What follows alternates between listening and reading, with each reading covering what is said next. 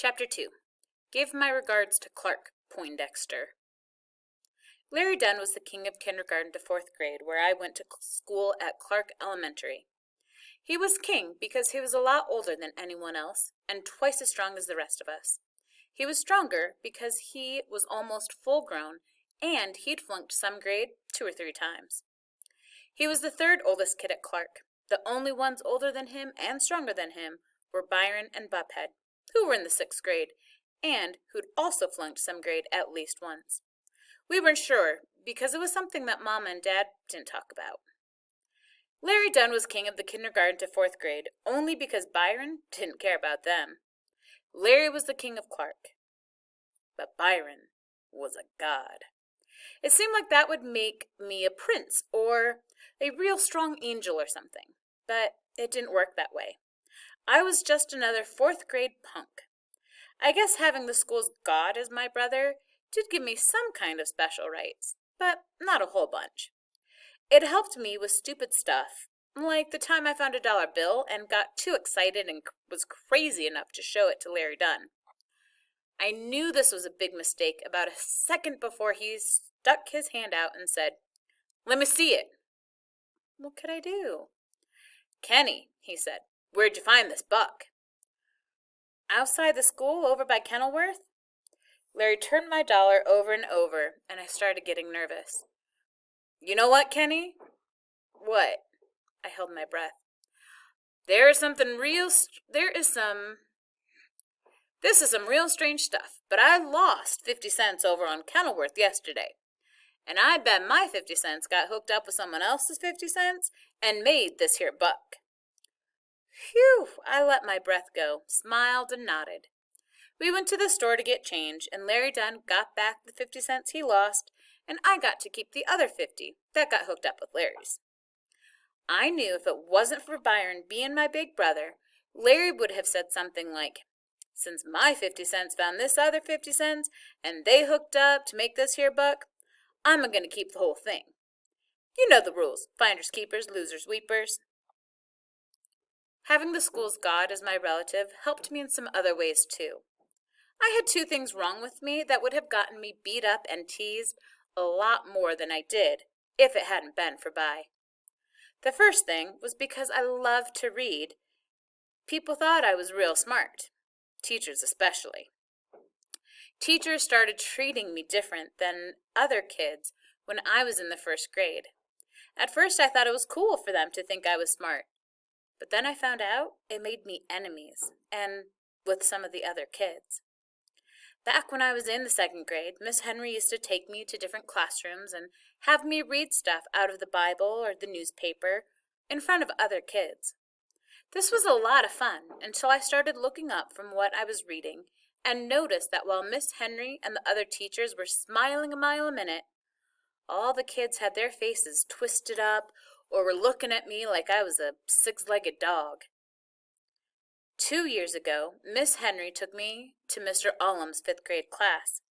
Mr. Ullum's was the toughest teacher in the school, and just being in front of him was kind of scary. He looked down at me and said, "Good morning, Mr. Watson. I hope you are in good form today." I just nodded at him because I wasn't sure what that meant. "Don't be nervous, Kenny," Miss Henry said. "Mr. Ullum's would like you to read a few passages from Langston Hughes." She handed me a book and said, "You wait here while we introduce you to the class." Man, some of the time I wished I was as smart as these teachers thought I was, because if I had been, I would have dropped that book and run all the way home. If I'd been smart enough to figure out what was going to happen next, I would have never gone into that room. I stood in the hall looking at the stuff they wanted me to read while Mr. Ullums told his class, "All right, I have a special treat for you today. I've often told you that as Negroes, the world is many times a hostile place for us." I saw Mr. Ullums walking back and forth, whacking a yardstick in his hand. "I've pointed out time and time again how vital it is that one be able to read well. I've stressed on numerous occasions the importance of being familiar and comfortable with literature. Today, Miss Henry and I would like to give you a demonstration of your own possibilities in this regard. I want you to carefully note how advanced the second grade student is, and I particularly want you to be aware of the effect his skills have upon you. I want you to be aware that some of our kids read at miraculous levels. I saw Mr. Allums point the yardstick at someone somewhere in the class and say, "Perhaps you would like to finish the introduction? I think you know our guest quite well." Whoever he pointed at said, "What? I didn't do nothing." Miss Henry waved for me to come in and stand in front of the class. I guess I was too nervous about Mr. Allums to have recognized the voice before, but as soon as I walked into the room, I froze. There in the two seats closest to the teacher's desk, in the very first row, sat Buphead and Byron. The Langston Hughes book jumped from my hand, and the whole class laughed. Everyone but Byron. His eyes locked on mine, and I felt things starting melting inside of me. Mr. Allum slammed the yardstick on his desk, and the class got real quiet real fast. "Let's see if you find this so humorous after you've heard how well this young man reads. And Byron Watson, if you are incapable of taking some of the fire out of your eyes, I assure you I will find a way to assist you. If, instead of trying to intimidate your younger brother, you would emulate him, which means to be like him, and use that mind of yours, perhaps you'd find things much easier. Perhaps you wouldn't be making another appearance in the 5th grade next year, now would you? Byron got one more dirty look at me, then looked down at his desk. Mr. Allums might as well have tied me to a pole and said, "Ready, aim, fire." I read through the Langston Hughes stuff real quick, but that was a mistake. Miss Henry said, "Slow down some, Kenneth." Then she took the book from me and handed it back upside down. She had a great big smile when she told Mr. Allums, "When he goes too fast, this slows him down a bit." I read some more with the book upside down, and got some real strange looks from the 5th graders. Finally, they let me quit. Mr. Allums stood up and clapped his hands, and a couple of the other old kids did too. Byron never looked at me the whole time, but Buphead was giving me dirty looks for the both of them. "Bravo! Outstanding, Mr. Watson! Your future is unlimited. Bravo!" All I could do was try to figure out how to get home alive.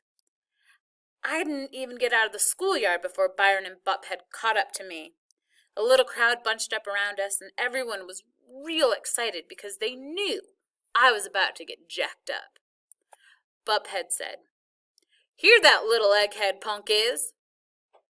"Leave the little clown alone," Byron said. "It's a crying shame, taking him around like a circus freak."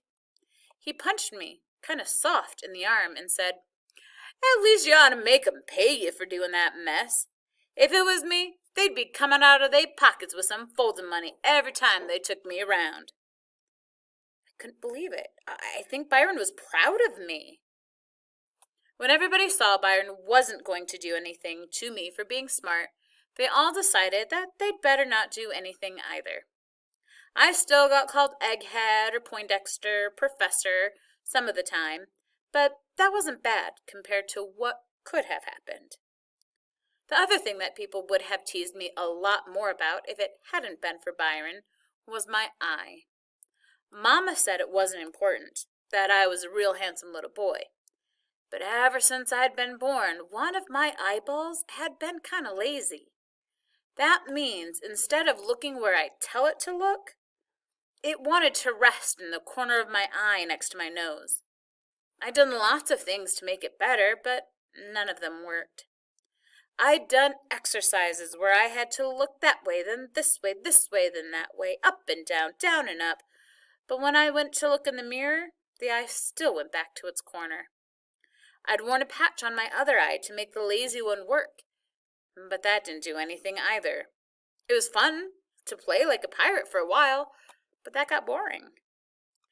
Finally, Byron gave me some good advice. He noticed that when I talked to people, I squinched my lazy eye kind of shut, or that I'd put my hand on my face to cover it. I only did this because it got hard to talk to someone when they were staring at your eye instead of listening to what you had to say. Look, man, he told me, if you don't want people to look at your messed up eye, you just gotta do this. Byron made me stand still and look straight ahead. Then he stood on my side and told me to look at him. I turned my head to look. Nah, man, keep your head straight and look at me sideways. I did. See? You ain't cockeyed no more. Your eye's as straight as an arrow now. I went to the bathroom, stood on the toilet, and leaned over to look in the mirror sideways. And Byron was right. I couldn't help smiling. Mama was right, too. I was a kind of handsome little guy when I looked at myself sideways and both eyes were pointing in the same direction. Even though my older brother was Clark Elementary School's god, that didn't mean I never got teased or beat up at all. I still had to fight a lot, and still got called Cockeye Kenny, and I still had people stare at my eye, and I still had to watch when they made their eyes go crossed when they were teasing me. It seemed like one of these things happened to me every day. But if it hadn't been for Byron, I knew they'd have happened a whole lot more. That's why I was kind of nervous about what was going to happen if Byron ever got out of 6th grade and went to junior high school before I caught up with him. That's why I was going to send off for that book, Learn Karate in 3 weeks, that was in the back of my comic books. The worst part about being teased was riding the school bus on those mornings when Byron and Bup had decided they were going to skip school. We'd be standing in the corner waiting for the bus. Byron, Butt-Pad, and all the other old thugs in one bunch. Larry Dunn, Banky, and all the other young thugs in another bunch. The regular kids like Joetta in a third bunch. And me off to the side by myself. When we saw the bus was about 3 blocks away, we all got in a line. Old thugs, young thugs, regular kids, then me. It wasn't until the bus stopped and the door opened that I knew whether Bi and Butt-Pad were going. I hated it when Bi walked past and said, "Give my regards to Clark Poindexter." Some of the time, those words were like a signal for the other kids to jump on me. But the day I stopped hating the bus so much began with those same words. We were all lined up. "Give my regards to Clark Poindexter," Bi said, and disappeared around the bus's back. I got on the bus and took the seat right behind the driver.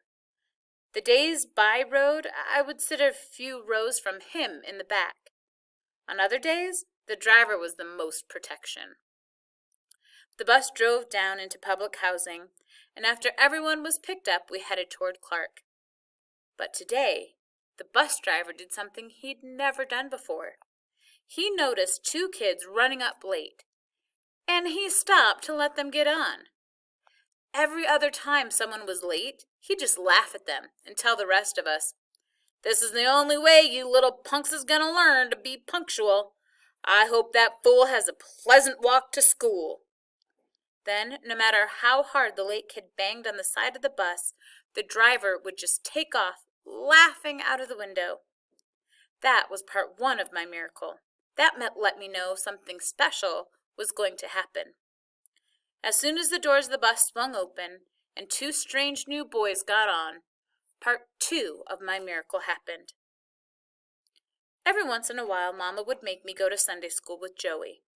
Even though it was just a bunch of singing and coloring books and listening to Mrs. Davidson, I had learned one thing. I learned about getting saved. I learned how someone could come to you when you were feeling real bad and could take all of your problems away and make you feel better. I learned that the person who saved you, your personal savior, was sent by God to protect you and to help you out. When the bigger of the 2 boys who got on the bus late said to the driver in a real down south accent, "Thank you for stopping, sir," I knew right away. I knew that God had finally gotten sick of me being teased and picked on all the time.